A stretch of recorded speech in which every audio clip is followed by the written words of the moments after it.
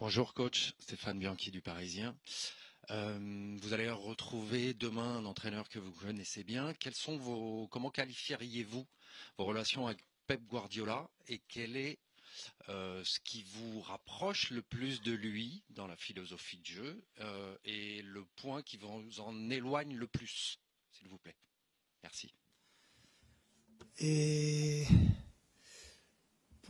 Mañana. Demain, Es un partido especial, c'est no un solo match por la très importancia particulier, del mismo pas para seulement los pour dos equipos, l'importance de ce match pour les deux équipes, sino también porque mais veo a aussi un amigo con el que he parce que je compartido vais muchos croiser un años ami avec qui como j'ai jugador, partagé de très también nombreuses como années en tant que entrenador, joueur, en tant qu'entraîneur cuando également, coincidimos en el Barça, quand on s'est y vu una alegría avec le una Barça, alegría et volver c'est une grande joie a ver a Pep.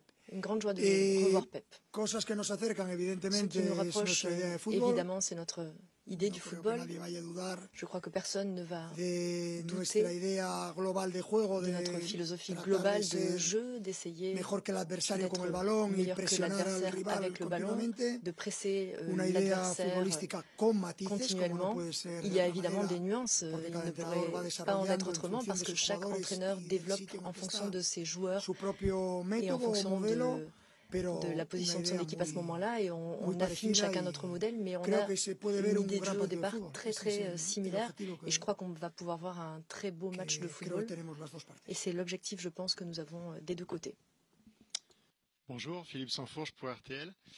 Justement, quand on affronte une personne qu'on connaît aussi bien et qui est une telle référence dans le jeu depuis des années, est-ce qu'il y a la tentation de vouloir chercher un coup tactique, justement de changer peut-être un petit peu de ses habitudes pour le surprendre parce que il est tellement fort, il a tellement prouvé par le passé qu'il faut faire encore plus? Oui, c'est évident que c'est un match très important. Tout le monde doit être prêt. L'entraîneur et l'équipe, le Manchester City fait beaucoup de choses en termes tactiques. Il joue sur des postes différents, il change de position. C'est l'une des choses très clairement qu'il faut combattre sur le terrain, mais nous aussi, nous faisons des choses très différentes et nous proposons des options différentes. Donc je crois que c'est un match qui arrive pour les deux équipes à un moment qui est compliqué en termes de classement. Ils ont 8 points et nous 7. Mais en même temps, je pense que c'est un match que les deux équipes durant lesquelles nous allons essayer de déployer nos meilleures armes, chacun de notre côté. Et dans ce cas-là, celui qui sera le mieux préparé ou le mieux adapté, qui réussira à développer le mieux son idée. Buenos días, Pablo de Marca. En español, ¿es posible? Bonjour. L'année dernière, une rencontre contre Xavi, on avait parlé des valeurs et il y avait eu une question. Et je te refais cette même question par rapport à Guardiola. Qui, selon toi, est-ce que c'est Luis Enrique ou Guardiola qui représente le mieux le modèle? Pour moi, le 4-3-3 du Barça, je dirais que c'est celui qui l'a amené au modèle presque le plus parfait. C'est Pep Guardiola, c'est un numéro 1, un référent, c'est un entraîneur unique. C'est une personne qui a innové dans le monde du football, un référent sans aucun doute. J'ai la chance d'être son ami, j'ai été son camarade de jeu et je me sens très chanceux. Je pense que c'est quelqu'un qui a ouvert une manière de jouer très différente, par exemple en Angleterre, et qui l'a mené avec succès. Et je crois que ça a ouvert la porte à beaucoup d'entraîneurs qui sont venus après lui. Donc je pense que sans aucun doute, les valeurs, c'est Pep Guardiola, et moi, je m'en tiens au ballon. C'est un jeu de mots que nous comprenons facilement, les Espagnols. Bonjour coach, juste ici Ilias Peters pour 90 minutes. Juste avant que vous veniez, Ousmane Dembélé a déclaré que c'était l'un des matchs les plus importants qu'il ait eu à disputer avec le Paris Saint-Germain depuis son arrivée l'année dernière. Est-ce que vous partagez son constat? Merci. Il ne s'agit pas que je partage la même idée qu'un joueur. Toutes les opinions sont valables, importantes. Je pense que le match le plus important de cette saison, j'espère et je désire que ce ne soit pas celui du City. J'espère que ce sera un match dans une phase suivante, un match de très haut niveau où on jouera un titre. C'est ça mon espoir, qu'on ait un autre match très important. Mais bien sûr que celui-ci est un match particulier, parce qu'avec ce nouveau format de la Ligue des Champions, je ne crois pas que qui que ce soit puisse prédire que City et le PSG allaient avoir ce nombre de points durant la 7e journée, mais c'est le football et c'est le nouveau format de la compétition. Aujourd'hui, nous ne savons toujours pas de combien de points nous avons besoin pour nous qualifier. Personne ne le sait. Après cette journée, c'est possible que si, on le sache. Coach Dunia Mesli pour ATS. City met beaucoup de joueurs dans le cœur du jeu plutôt que sur les ailes. Pensez-vous que Guardiola va à nouveau innover pour ce match, pour cette rencontre cruciale demain? Merci. Yo creo que Pep ha estado innovando toda su carrera. Pep a innové durant toute sa carrière et qu'il n'a pas du tout peur d'utiliser ces nouvelles idées, des manières de poser les choses différentes, des possibilités différentes. Je crois que c'est un match qui nous donne la possibilité de grandir en tant qu'équipe pour nous adapter au moment où il va falloir défendre et avec toutes les variantes qui vont être proposées par Guardiola. Mais c'est très excitant, très motivant pour moi, pour mes joueurs. Très clairement, nous sommes une équipe très jeune, mais nous avons beaucoup de qualité. Il faut être capable de compliquer les choses pour une équipe de cette taille. Mais c'est très stimulant, c'est très puissant comme stimulus et ça nous motive à 100%. Bonjour coach, Arthur Perrault, RMC. On l'a vu avant cette rencontre de demain soir, plusieurs joueurs cadres ont pu souffler, notamment dû à des blessures, mais vous avez laissé certains joueurs aussi souffler. Est-ce que cette anticipation supplémentaire veut aussi dire qu'il y a une pression particulière pour vous sur ce choc de demain soir? Merci. Pression, pourquoi? Une pression, pourquoi? Non. Je mets au repos ou pas des joueurs en fonction de leur état physique, en fonction de problèmes, un coup, une gêne. Mais à partir de là, pression, non. Todos queremos ser profesionales, tous être desde los jugadores a los entrenadores, para jugar este tipo de partidos de façon à jouer ce genre de match dans le Parc des Princes, avec une ambiance unique. Estar a la altura de nuestra afición, être à la hauteur pour nos supporters. Lo que ve nuestra afición a lo largo je crois que ce que nos supporters de esta temporada y ya de la pasada es un equipo que no se rinde, que lucha hasta el final, que lo intenta de todas las maneras, que les da la vuelta a los partidos en el último minuto si es necesario, que puede ganar a penaltis, que no se rinde. Creo que todo positivo. Es evidente que podríamos haber mejorado nuestra eficacia en algunos momentos. Eso le pasa a todos los equipos. Repito, cosas positivas, un espíritu ambicioso, que es lo que tenemos nosotros. Pues bendita presión. Ojalá todas las presiones fueran así. Et bravo, j'aime cette pression, pourvu que, ce serait bien que toutes les pressions soient similaires à celle-ci. Par ici, coach.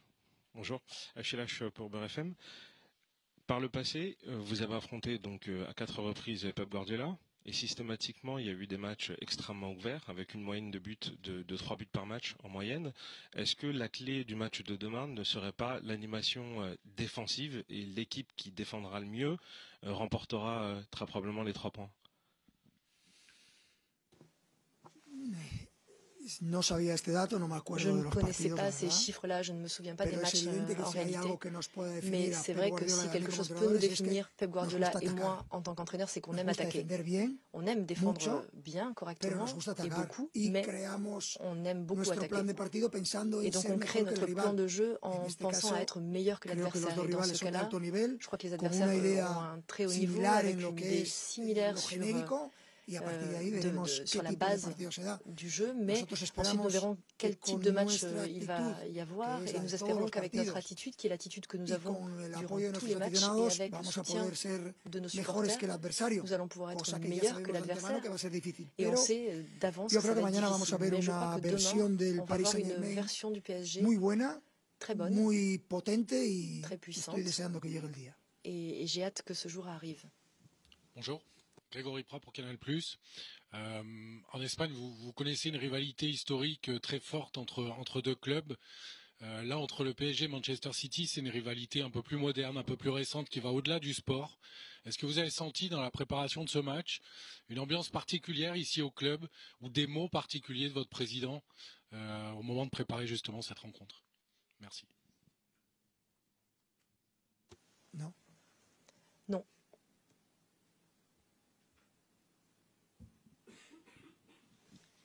Bonjour, Saïd Amda.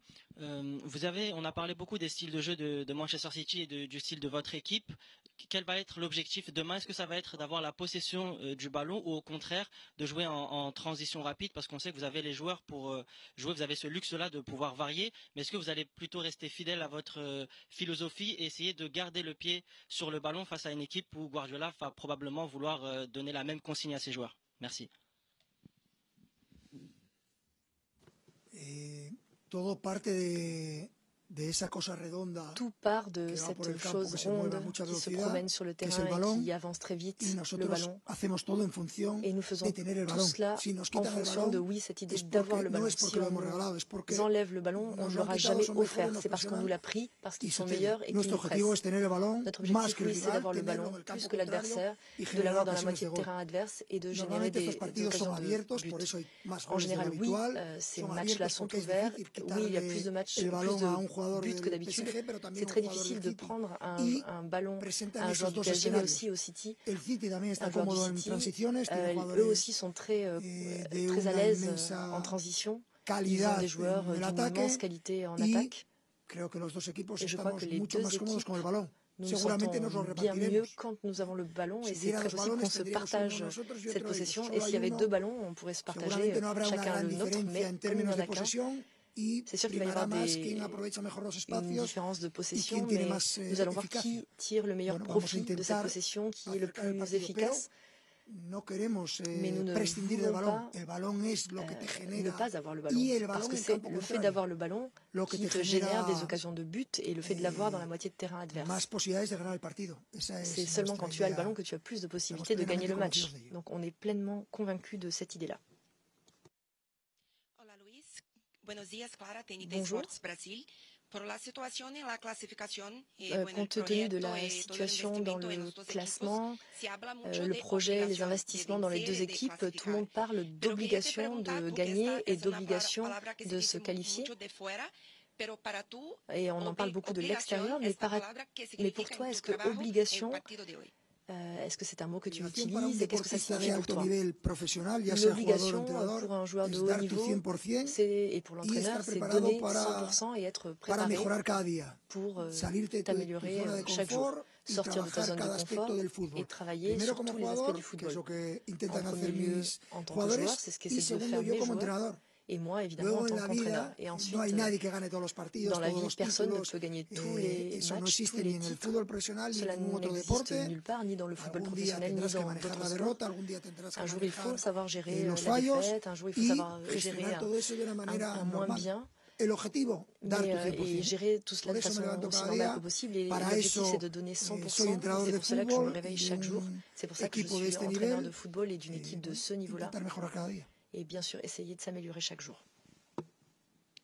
Bonjour, Jérémy Janingro pour la chaîne L'Équipe. Vous avez fait beaucoup tourner en janvier selon les états de forme. Est-ce que vous avez des certitudes là pour le match de demain sur l'équipe que vous voulez aligner? Est-ce qu'il y a une équipe type qui se dégage selon vous? Merci. Je ne pourrais pas te dire. On arrive à ce match-là. Évidemment, juste avant ce genre de match, tout le monde récupère à une vitesse très, très rapide. Bien sûr, parce que c'est motivant de jouer ce genre de match, ce genre de compétition, mais c'est évident que tous les joueurs n'arrivent pas à être alignés. Et c'est la même chose à City. Tout le monde ne peut pas être à 100%. Nous allons devoir gérer, négocier. Savoir quel va être le meilleur 11 dans ce match, parce que, attention, il y a d'autres choses. On va jouer à Stuttgart, on va jouer le week-end en Ligue, la compétition continue. Donc, il y a beaucoup de choses que je vais devoir résoudre demain matin en me réveillant, quand je prendrai tranquillement mon cappuccino. Le PSG a perdu ses deux premiers chocs en Ligue des Champions contre Arsenal et le Bayern. Est-ce que vous sentez vos joueurs capables de hausser leur niveau demain, que ce soit dans l'efficacité ou mentalement? Voilà. Merci. Je vais changer ma réponse et dire que le PSG aurait dû gagner les deux matchs contre le PSV et Madrid à domicile. Ça, c'est la réalité. Je pense que sur le terrain, j'ai vu qu'on aurait deux matchs qu'on aurait dû gagner, mais le football est capricieux. Et il faut accepter qu'on n'a pas eu le niveau d'efficacité nécessaire, mais on aurait eu gagné. Avec 5 points de plus, on serait déjà qualifié et on ne serait pas dans cette situation-là. Donc, je vais transformer cela en quelque chose de positif et je pense, comme la saison passée, que nous avons dû lutter jusqu'au dernier match pour nous qualifier dans notre groupe. C'était le groupe de la mort, je m'en souviens. Et donc c'est une constante. Nous avons eu 2 groupes de Ligue des Champions très difficiles. Ça signifie que nous avons eu des difficultés, que nous avons perdu des matchs. Oui, quand tu joues ce type de match, ça t'arrive de perdre. Bien sûr, on peut gagner. On n'a pas été capable de le faire, mais ce que moi je vois dans mon équipe me donne un grand optimisme, une grande confiance. Donc tout cela se joue sur une saison. Il y a des moments déterminants où tu dois être décisif et j'ai hâte qu'arrive le jour du match. Sport, on a beaucoup parlé donc d'une bonne défense pour demain, de la jeunesse de votre attaque. Ousmane Dembélé parlait de folie. Est-ce qu'il va falloir instaurer de la folie dans ce match-là? C'est ça, ce petit détail qui peut faire la différence entre 2 équipes qui se ressemblent finalement. Quel type de folie? Il faut qu'on appelle Ousmane et qu'il nous l'explique. La folie, non, je crois que... je ne sais pas quels autres matchs il y a demain, seul m'intéresse le match que je vais jouer demain, mais sur le papier, 2 équipes qui aiment bien jouer au ballon, qui attaquent beaucoup, qui sont ambitieuses, qui ne calculent pas. On joue à domicile devant nos supporters, c'est l'un des plus beaux, des plus belles scènes en Europe. Je crois qu'il y a tous les ingrédients pour que demain il y ait un grand match de foot et que le meilleur gagne. Et j'espère que ce sera le PSG. Bonjour coach, Vincent Duluc à l'équipe. Dans 5 matchs sur 7 en Ligue des Champions cette année, vous avez été supérieur dans le jeu, mais donc inférieur dans l'efficacité. Est-ce que les statistiques récentes de Ousmane Dembélé et le week-end de Bradley Barcola, qui en est à 1 but en 16 matchs de Ligue des Champions, vous donnent de l'espoir pour demain? Je crois sincèrement que si l'on compare le PSG de l'an dernier et le PSG de cette saison, très clairement on avait un joueur de référence qui chaque année marquait un immense nombre de buts. Cette année, depuis le début, on a dit qu'on allait résoudre cela avec l'équipe complète et non avec un seul joueur.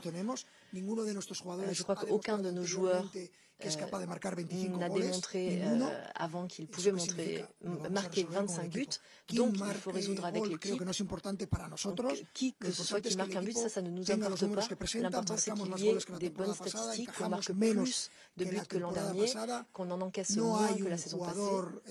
Il n'y a pas un joueur spécifique qui soit déterminant, mais ça n'est pas grave pour nous. Ce qui est important pour nous, c'est de résoudre les situations de la meilleure manière. Donc parfois, que ça nous plaise ou non, des choses se passent, mais il faut toujours continuer d'améliorer, de faire progresser nos joueurs pour leur donner plus de confiance et pour qu'ils puissent avoir de meilleures statistiques encore. Julien Froment pour Radio France, vous avez évoqué à nombreuses reprises dans cette conférence de presse les supporters. Quel impact ils peuvent avoir justement sur cette partie et est-ce que vous avez un appel à lancer justement en vue de ce match? Merci. Qu'ils continuent comme d'habitude, comme toujours, c'est un spectacle de les voir, même quand on est mené au score, quand on est à domicile ou à l'extérieur. À chaque fois, ceux qu'on entend chanter, ce sont nos supporters. Et je crois que c'est une confiance qui nous donne et qui nous motive, qui nous stimule et qui nous prépare de la meilleure manière avant un match de haut niveau. Demain, nous aurons cette possibilité de donner une grande joie à nos supporters et c'est ça qui est important. Et gagner des points, bien sûr, parce qu'on a besoin de points pour se qualifier. Rebonjour coach, je voudrais vous interroger sur l'arrivée de Gvara qui a signé il y a quelques jours. Il ne pourra pas jouer demain ni la semaine prochaine en Ligue des Champions. Mais que pensez-vous de l'arrivée de ce joueur et qu'est-ce qu'il peut apporter en deuxième partie de saison et sur les années à venir? Merci.